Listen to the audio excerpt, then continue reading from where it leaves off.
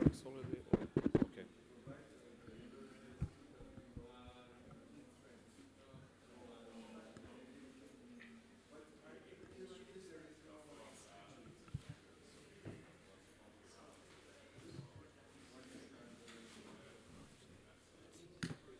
Okay. Okay, hello everybody.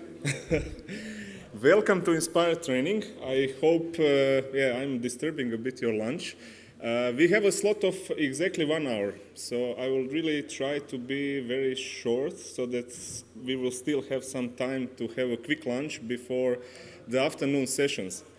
So as I said, welcome again. Please take your seats and maybe you should come a little bit in the front. I think we will be more or less small community. So don't hesitate to come closer. This Inspire training, probably you saw already in the program, will consist of 2 sessions, one today during the lunch break and the second one tomorrow. It will be given by me. My name is Vlado Cetl. And by my colleague Aleksandar Kocev. We are both working at the Joint Research Center of European Commission.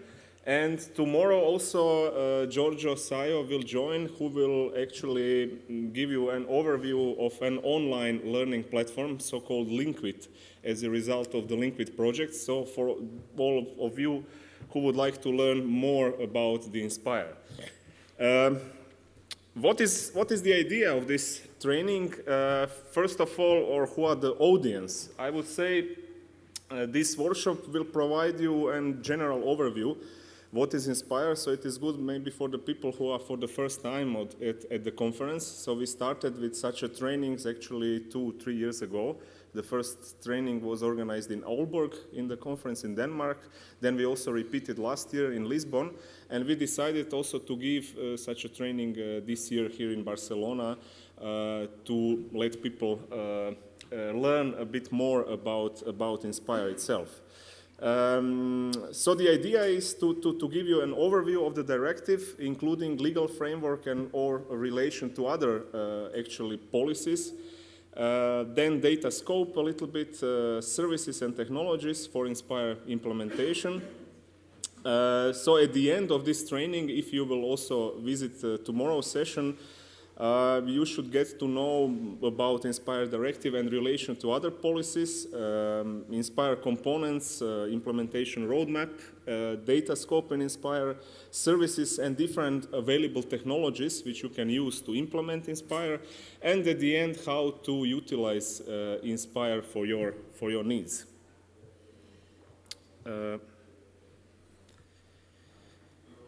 Okay, as I said, in today's session we will go really into the basics.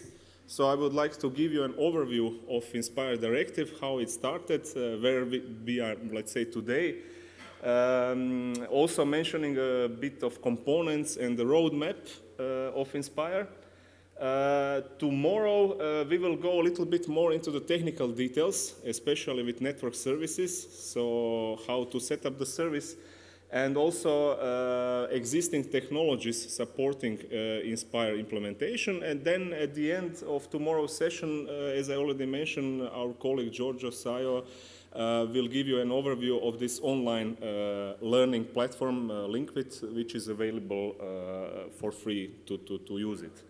So this is the more or less agenda for these 2 days. So I will start with the next presentation.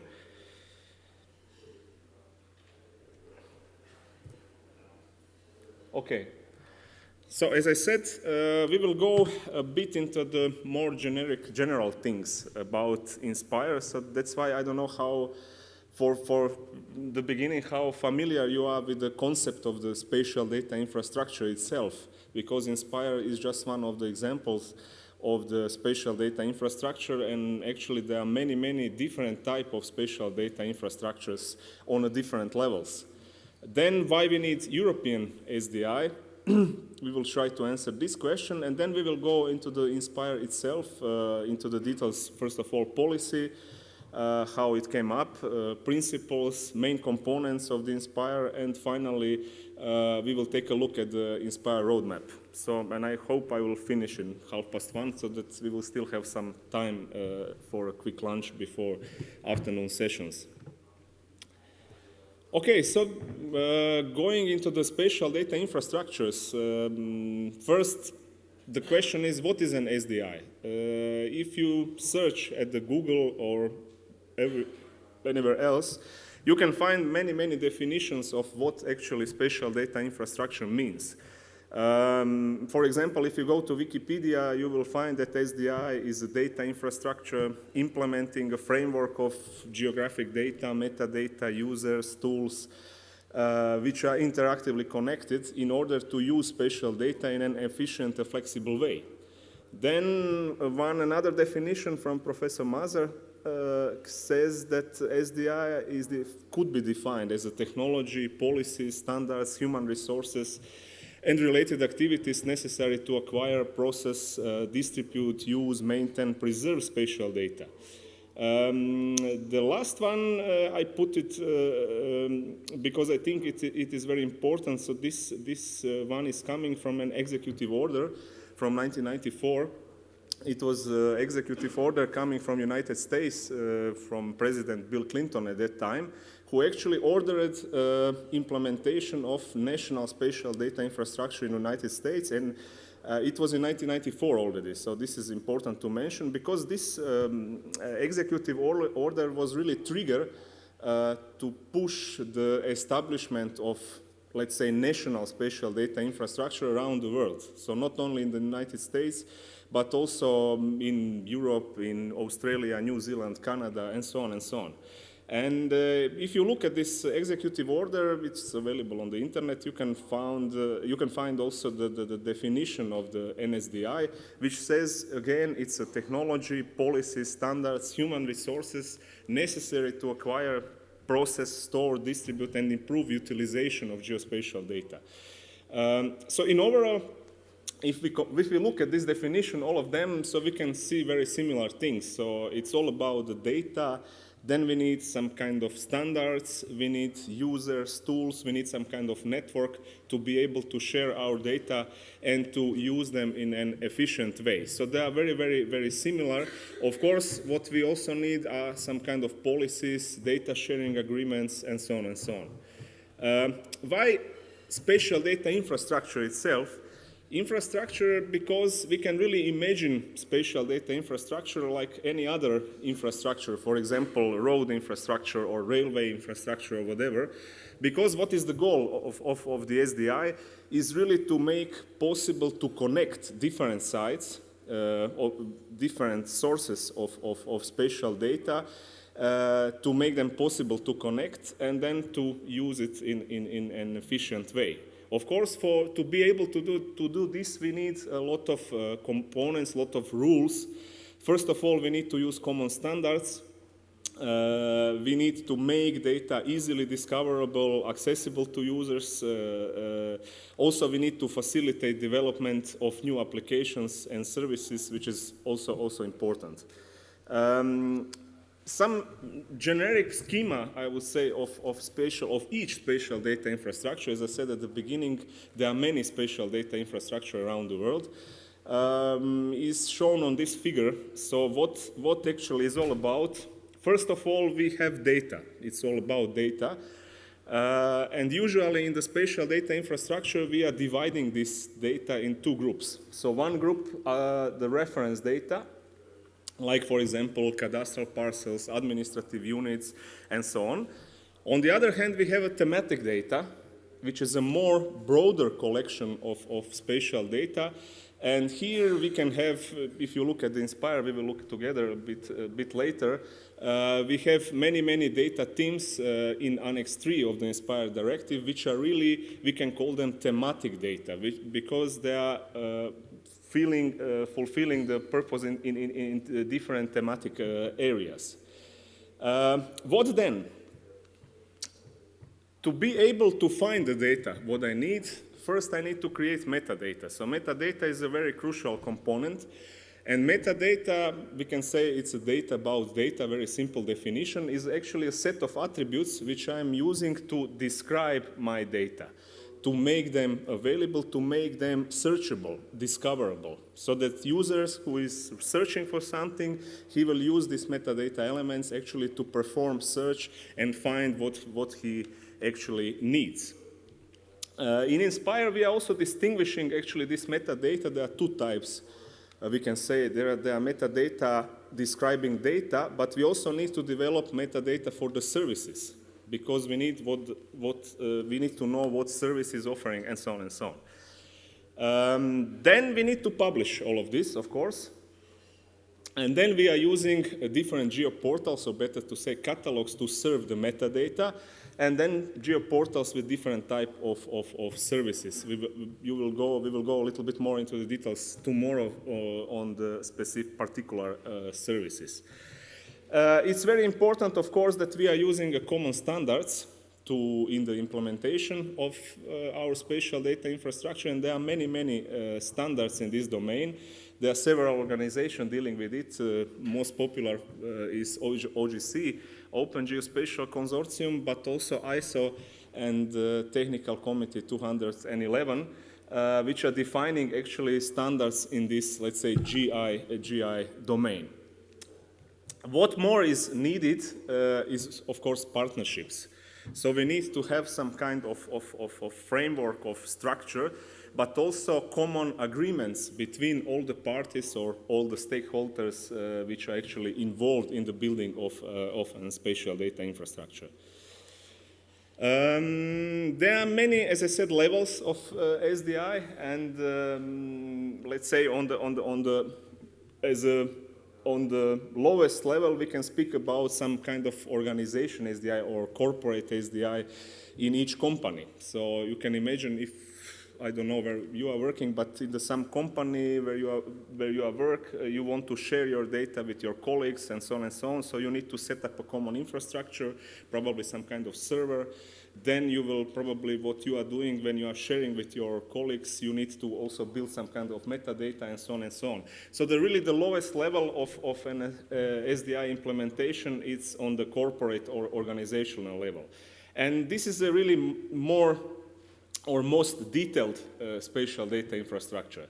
Then we can speak about local SDIs, like SDI in municipality, in the city, for the city management, state, national, which is very important level, regional, which is, for example, Inspire. So Inspire is an example of regional SDI, but also global SDI. There are different initiatives, different projects aim to build some kind of global spatial data infrastructure.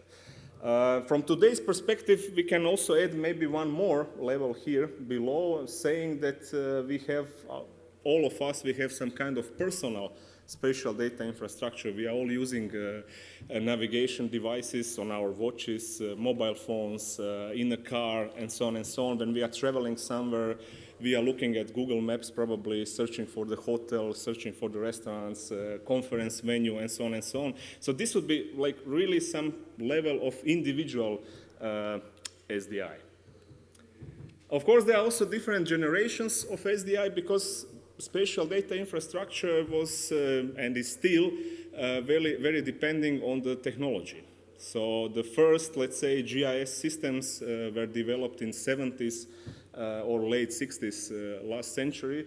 And then from that time up to today, when we have mobile phones, tablets, and so on, and different other devices, the SDI is continuously evolving. So it's really a process.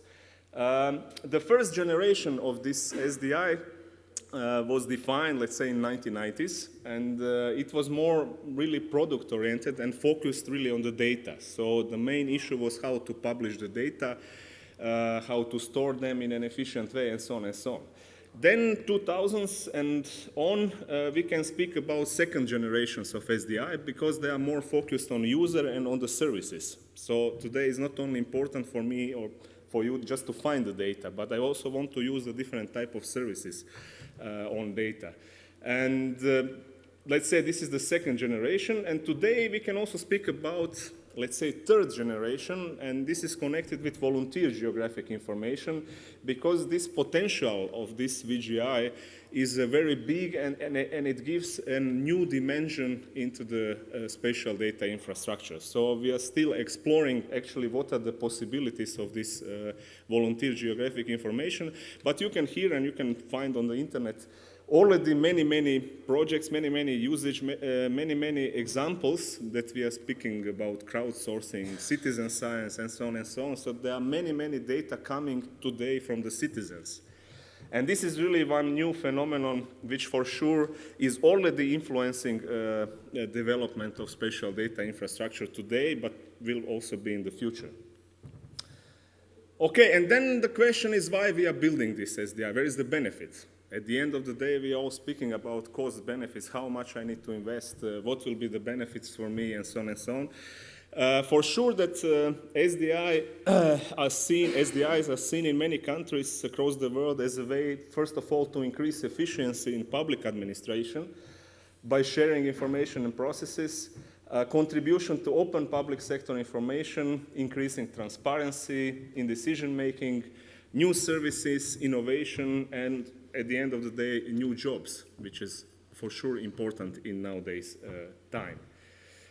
Okay, so just maybe to clearly distinguish these different types of SDIs that I was speaking about.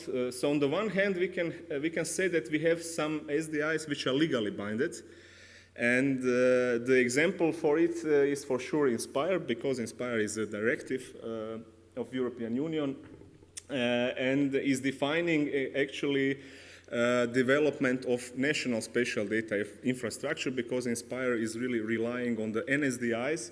So then we have different examples coming from European member states which are developing their national spatial data infrastructure, like Germany, Geodata and Infrastructure, and so on and so on. There are many examples. And these all SDIs are legally driven. So either is it a directive or a national law or whatever, but we have very strict rules on how we should do this. On the other hand, there are other initiatives, not really legally binding. So we have, for example, first of all, private companies, which are trying also to develop SDIs, also, let's say, on the global level, like for example, Google or Microsoft, and so on and so on. So this is a really nice example of private initiatives and how private companies are actually developing spatial data infrastructures. And then we should also mention citizens, which I already said about VGI and so on. So we all know about OpenStreetMap. I'm sure you are already aware of it, where actually just normal people, citizens who like to explore the world are doing some mapping and putting this on the internet. And we actually are somehow we are implementing a global map of the world, which is absolutely free and usable, and so on and so on. So this is another really phenomenon which is very interesting. And then there are different initiatives, again, on the global, like this GSDI, Global Spatial Data Infrastructure, and so on and so on. So we need to distinguish these different types of spatial data infrastructure, and I think this is very important, because usually people are saying, these Google Maps, they are really publishing each day something new and so on. It is for sure true that such a types of SDIs could evolve much more faster, because they are driven by the private companies. They don't need to think about different legal obligations and so on and so on. So for sure, it is clear that we cannot compare really such an infrastructure with this one. It will be very difficult. So, but then on the other hand, what is important here to stress, that when we are speaking about legally binding SDIs, we are speaking about public administrations, and we are speaking about public data and official data. And this is, on the other hand, very important, because the question is always, how can I be reliable on this data or on this data coming from some national spatial data infrastructure? Because here in the background I have public organization which is in a charge of this data, and for sure I can trust this data. So this is important to stress. So here we are speaking about official data. Here, who knows? Usually we don't know what satellite image is provided by Google, or if they are metadata, usually they are not full, and so on and so on. So sometimes it's very hard to assess what am I getting. So this is important under the data quality issue.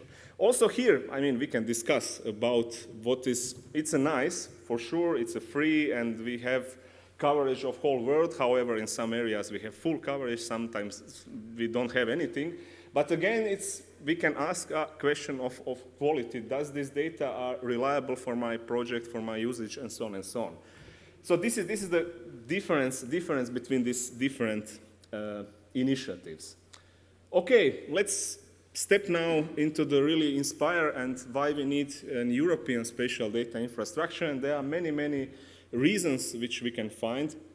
Here are just some facts which we can use. So for example, we all know natural disasters and other natural phenomena. They are for sure not stopping at borders.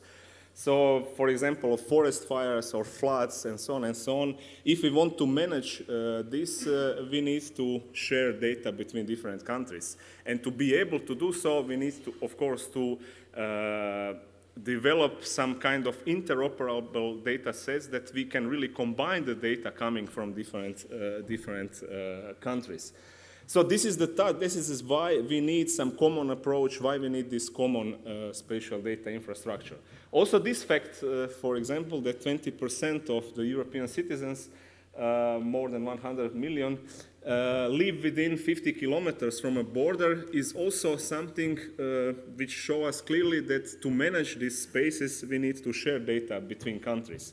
Or regarding the freshwater basins and so on, 70% of all freshwater bodies in Europe are part of a transboundary river basin. So the biggest one is the Danube River Basin, which covers a territory of 14 countries. So again, to manage this space in an efficient way, we need to combine data coming from different not only member states in this case, but also some countries which are still not member states.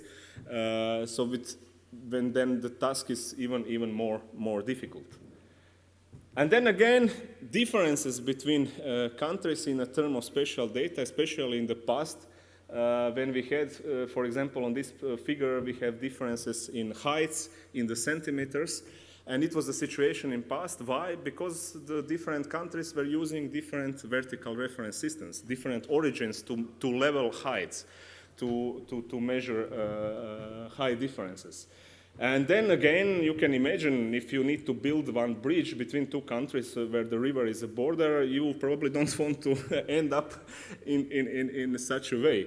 So for sure you need to combine data, and you have to have the same vertical reference system, the same origin for the heights that you can success with your project in the building of a bridge. Same figure, but not with high differences, but different map projections used in Europe some time ago, where we can see that different countries were using not only different map projections, but also different reference coordinate system. And what is the reason of it? The answer is very simple, because usually in the past, for the spatial data production, for the map production, it was in charge of military organizations. So you have very strong military institutes around Europe who were in charge for topographic mapping, also aerial imagery, orthophoto maps, and so on and so on. And for sure that they wanted somehow to keep this information about reference system as a secret. So you can imagine it was really difficult to combine the data from different countries. And this is what actually Inspire wants to solve. And if you look at the Inspire, the first actually data team is a coordinate reference system, which is defining actually the common reference system to be used in Inspire, so that we are really able to share our data without any problems, to combine the data coming from different sources. Okay, so what was the status, let's say, back in 2002? It was something like that. So we had different sources of spatial data across Europe, but unfortunately these data sources or this data were stored in different formats with different standards, different quality, and so on and so on. And it was really not possible to interconnect these different data sources. And then we got Inspire. And Inspire is trying really to solve some of these issues, unfortunately not all of them, because we see that Inspire is actually focused more on these first 4 issues, and I will explain you why not on this one. So first, data policy and restrictions. So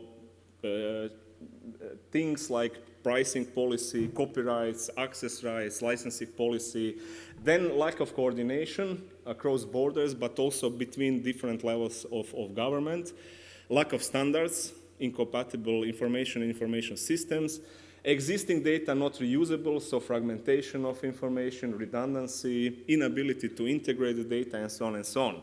So this is the main, what is really in the focus of Inspire.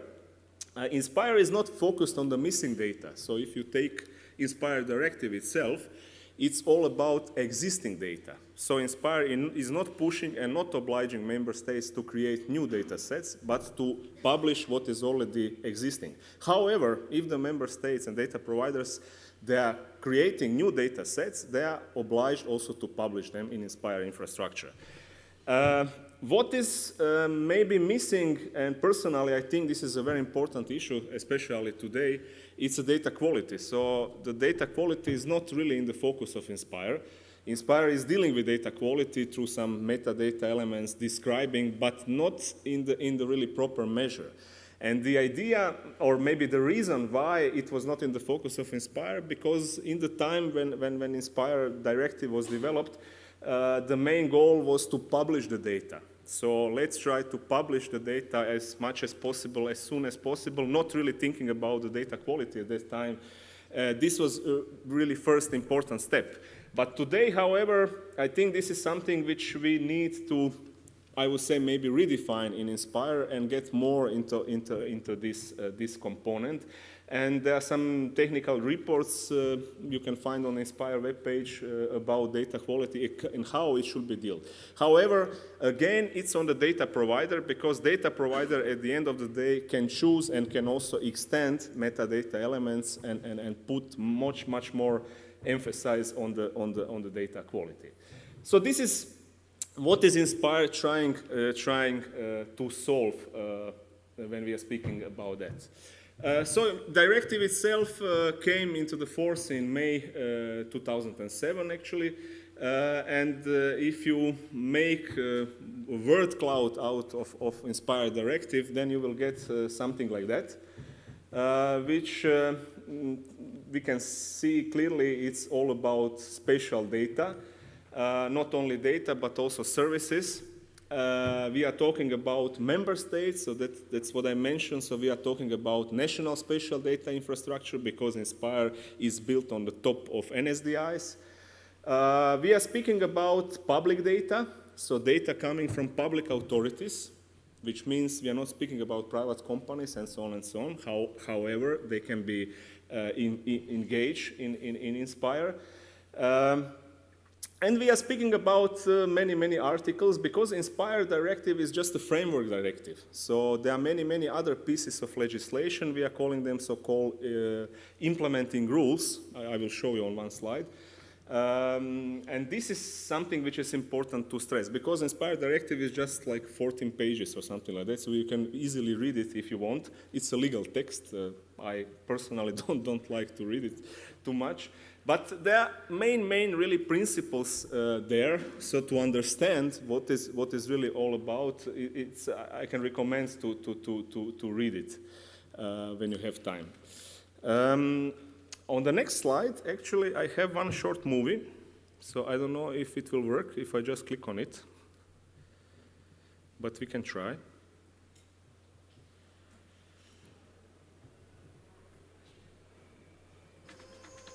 All European countries make and use geospatial. We don't have a picture. Can I have help from the technicians?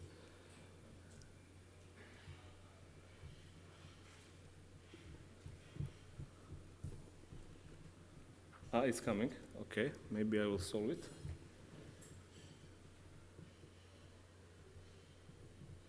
Okay, so it's a very short movie, but I hope it will give you an overview what is Spatial data, such as groundwater, transport networks, population, land use, and air temperatures.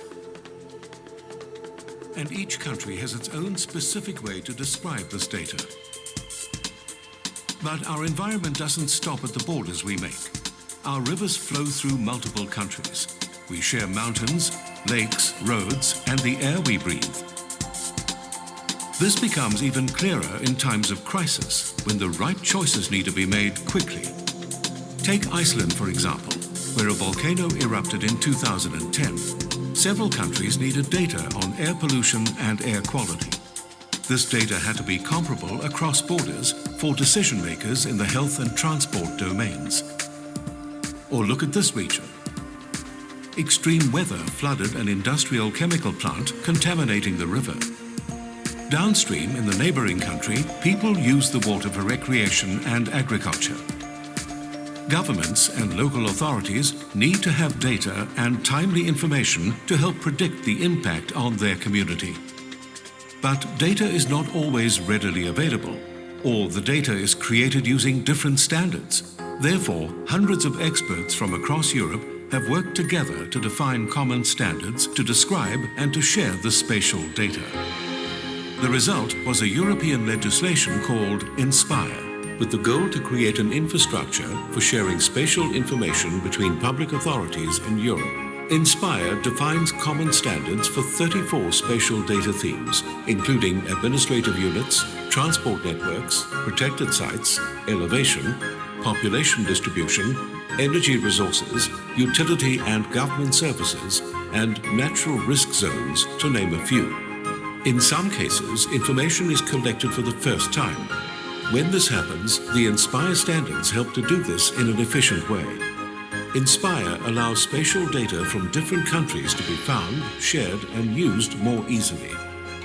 Information is available through an online portal. Users can be confident that the data they get can be readily combined and integrated, and public authorities will be able to take more informed decisions and at the right time. Okay.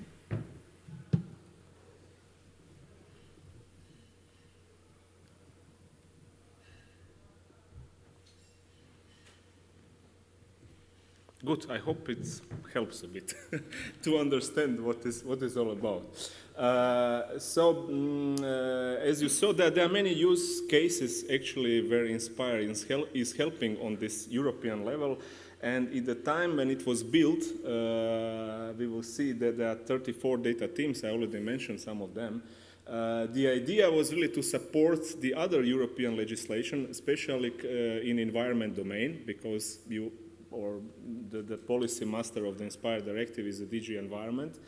So the main focus was at the beginning really on the environment, and to support actually different directives because you know that from different directives you need to do a lot of reporting, for example, Water Framework Directive, Waste Directive, and so on and so on. So INSPIRE is there really to help in this reporting. And that's the main idea of the different spatial data teams which are needed. However, INSPIRE is evolving, and today clearly it is not only about environment, because INSPIRE is used in many different areas like disaster management, transport, and so on and so on. So there are really broad set of areas where INSPIRE is today used, and we can really see the power of INSPIRE also in e-government and so on and so on. Okay, so these are 34 data teams. Actually, I would say 32 because these first two are not really data teams. It's just definition of a coordinate reference system to be used, and grid systems if you are providing data in the grid. But starting from geographical names up to these mineral resources, these are really data teams where you can find really data models which are defined to achieve this interoperability. Usually the question is why we have these 34 data teams, why they are divided in such annexes. And to understand this, we should go back probably in 2002, 2003, when these data teams were defined. There were actually two working groups working on it, and you can find the so-called white papers on in Inspire library, explaining how they actually put this 34 thing, how they define it, and why they were divided them into three annexes. As you see in the Annex 1, but also in Annex 2, we can speak really about the reference data. So the reference data like geographical names, addresses, cadastral parcels, transport networks, but then elevation, land cover, ortho imagery. These are really reference data sets. On the other hand, in Annex 3, there are more thematic data. If you remember this figure, reference data, thematic data, which actually are using reference data to be provided. So this is what is important to stress. The other thing is, of course, the deadlines. We will see at the end the Inspire roadmap. And then these reference data usually, not always, are actually owned by one organization. In most cases, we are talking about national mapping and cadastral agencies or authorities around Europe, because they are obliged, let's say, for addresses, cadastral parcels, hydrography, elevation, land cover, and so on and so on.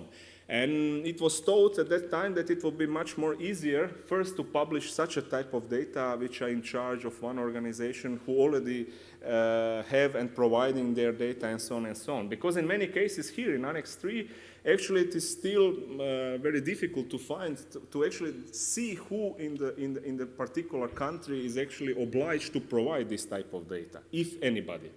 So this is something why then these three annexes are clearly connected with this Inspire roadmap. And you will see later that first what member states were obliged to publish Annex 1 data, and then later on Annex 2 and Annex 3, and this is also connected then with the harmonization.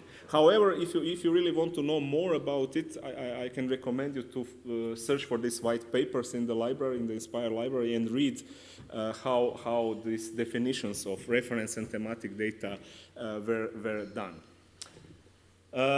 So, okay, just maybe to stress some main facts from Inspire Directive. So, Inspire Directive is providing general rules to establish an infrastructure for spatial information in Europe. First of all, for community environmental policies, but also policies or activities which may impact on the environment. Inspire is, as we already said, built on the national spatial data infrastructure, so established by and operated by the member states. We are speaking about data and services on behalf of public authorities. It doesn't require collection of new data. It's a framework directive, so all detailed provisions actually are given in the implementing rules. And the role of GRC, I already said, policy master is the DG Environment, and the DG Joint Research Center is a technical supporter or technical coordinator of the Inspire implementation. You saw already in the movie that it was a huge, and it's still a huge collaborative effort. So there are many different stakeholders, many different organizations, many experts across Europe who are involved actually in the implementation of Inspire. So we can really say that it's probably a biggest GI project ever, or better to say process, because it's continuing, it's evolving actually day by day. And this is why this community of people, of different stakeholders, producers, providers, users, and so on is very important for the success of the Inspire. Principles of Inspire are given actually in the directive itself, saying that, so these are the really main principles. Data should be collected only once and kept where it can be maintained most effectively. So which means we are speaking about distribute infrastructure. We are not trying to create some central database of data in Europe. So the data should stay where they were produced in these public organizations or authorities who are actually maintaining this data. It should be possible to combine seamless spatial information coming from different sources across Europe and share it with many other users and applications. It should be possible for information collected at one level scale to be shared with all level scales, detailed for thorough investigations and general for strategic purposes. Geo-information needed for good governance at all levels should be readily and transparently available, and should be easy to find geo-information, what is available, how it can be used to meet a particular need, and under which conditions it can be acquired and used. So these are the main components of the Inspire. So directive lays down general rules, and then we have these implementing rules, which are also legal acts, defining these specific components of Inspire. And these are metadata, interoperability of spatial data sets and services, services itself, data and service sharing, very important, and monitoring and reporting. And these are all these pieces of legislation. So you have Inspire Directive, and then you have many of these implementing rules, which are also legal documents explaining, defining actually these pieces of Inspire infrastructure. I will not go through them. You can find them either in Eurelex or through the Inspire website if you want to read them. These are really legal texts, sometimes hard to read for the technicians. Okay, so in a nutshell, what we are trying to develop through the Inspire, actually a comprehensive data inventory to facilitate data discovery through standardized discovery services and metadata, to share the data, to facilitate data access by allowing standardized services, to facilitate data use and interoperability. And you can see that all of this is supported by different implementing rule which is in place.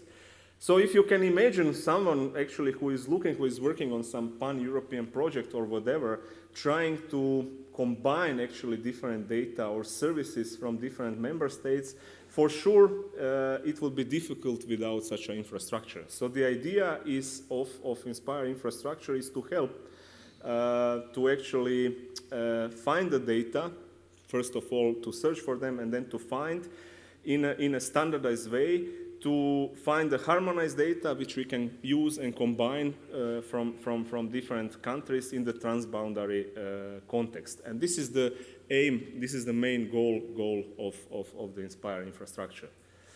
To help implementers, we develop so-called technical guidance documents, and there are many of them for these different components. So you need to know the clear difference between, actually we can say, two types of documents. So these documents are legally binding, and we are talking about directive itself and implementing rules. And this is, let's say, what member states must implement. This is law. This is written in the law. On the other hand, we have technical guidance documents for each of the components of Inspire, also for data specifications itself, which are actually technical guidances. And this is saying actually how member states might implement it.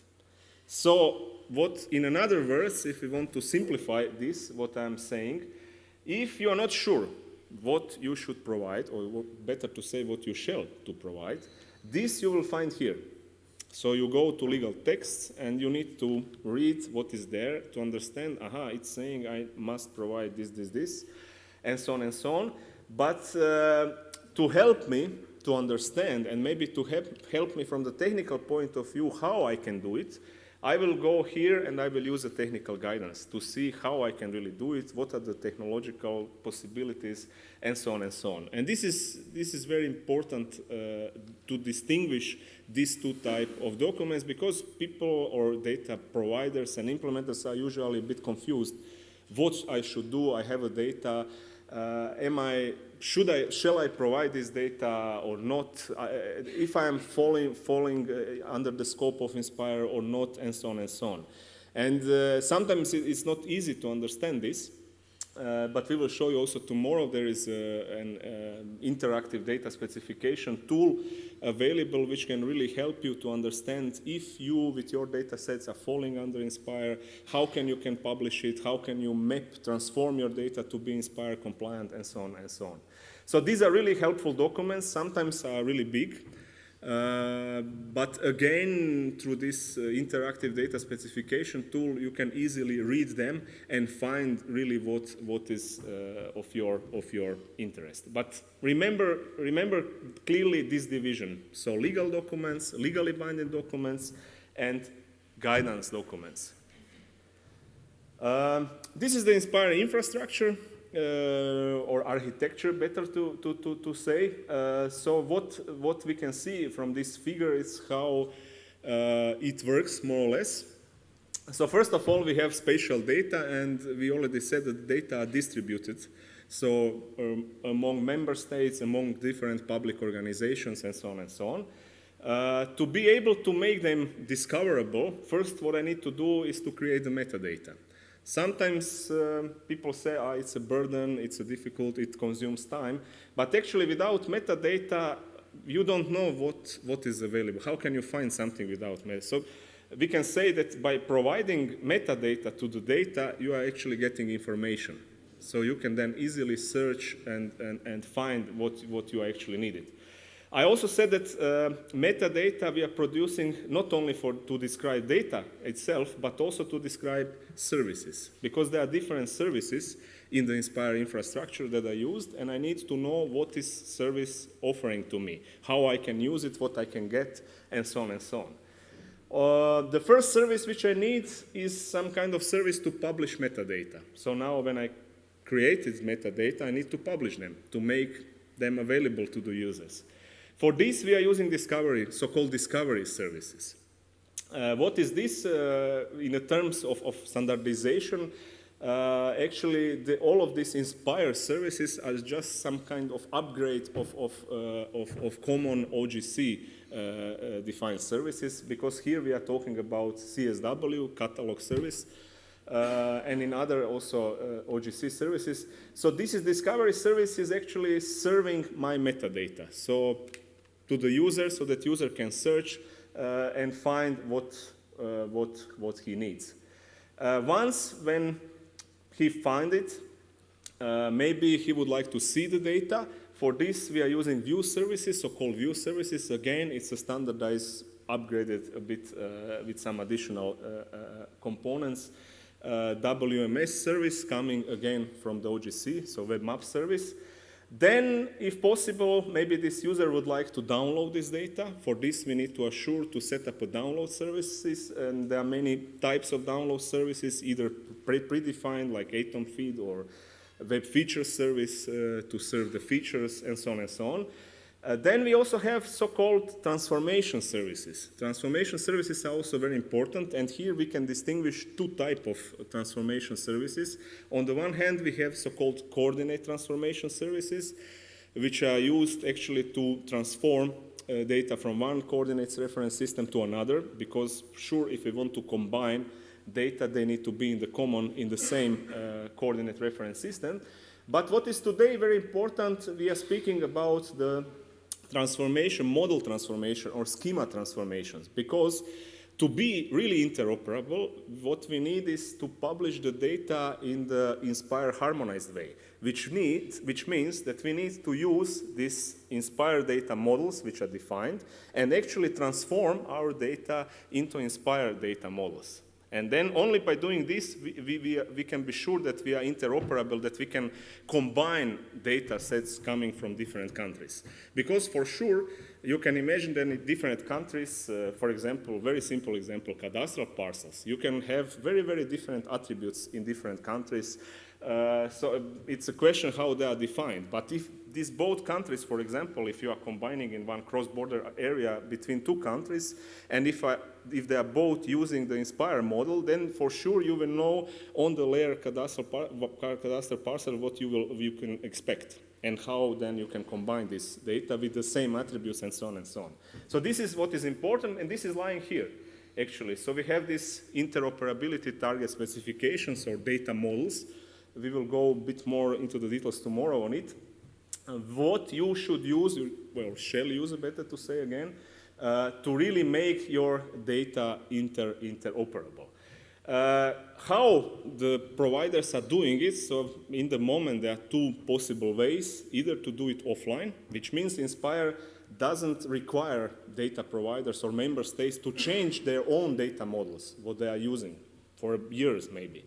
No, so you can keep your data model because probably in your data model there are much more features, attributes, and so on, but you need to provide also Inspire conformant data sets.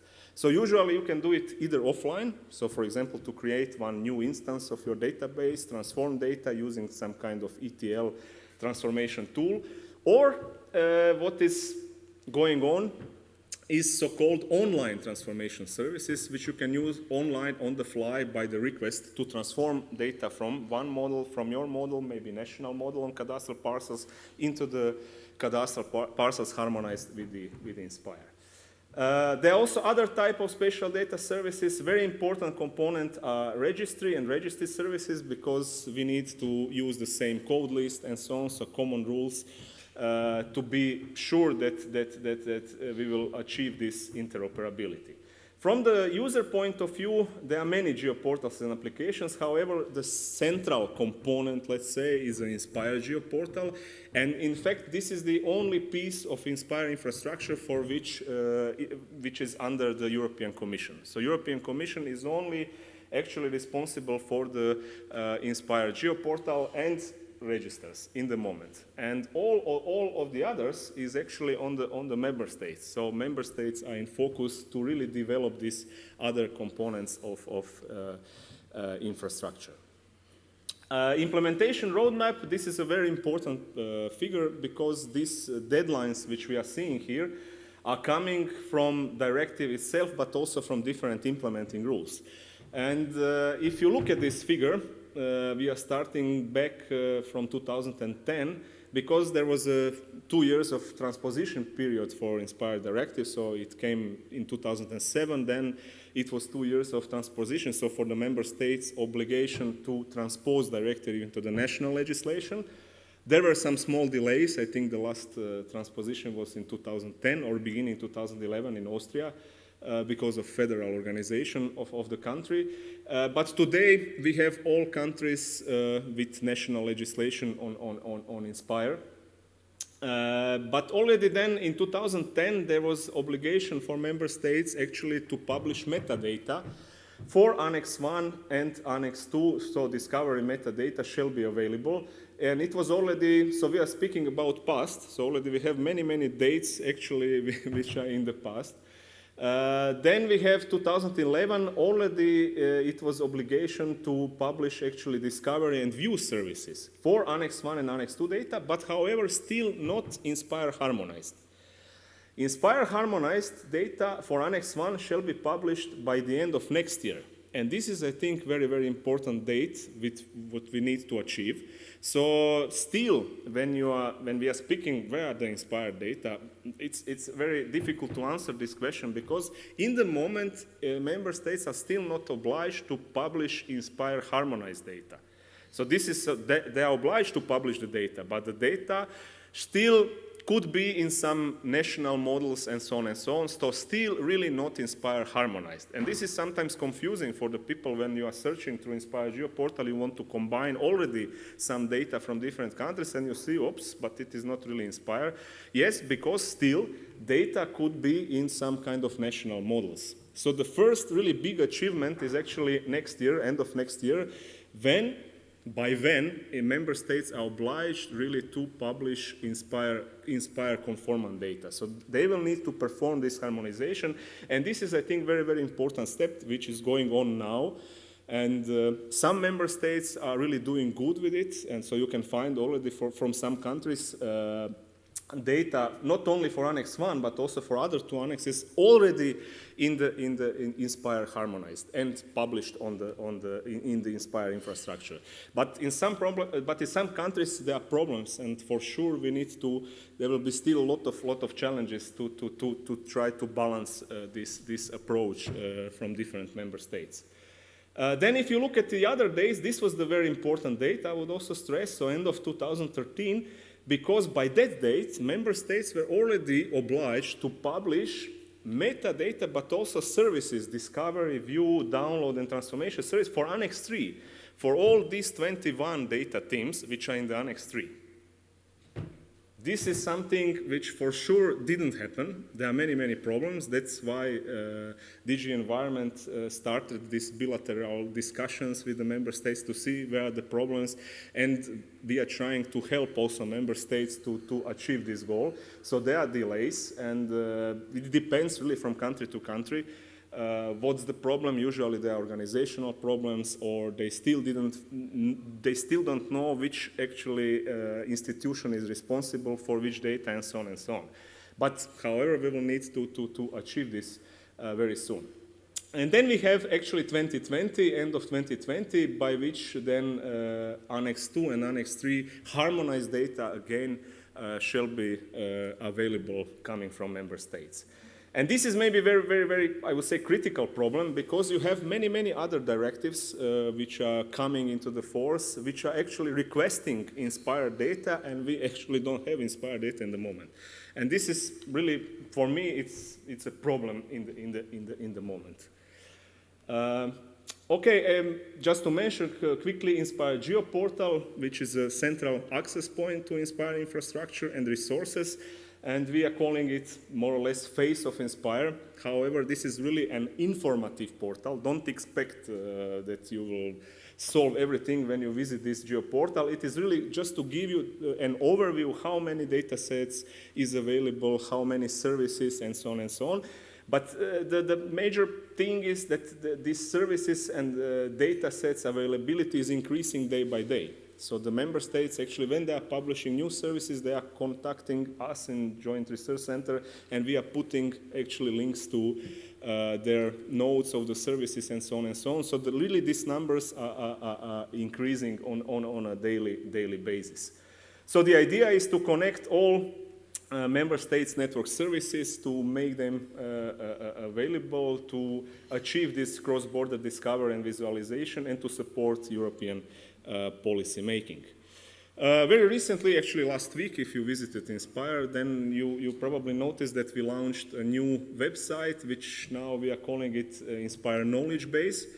The old one, however, still exists.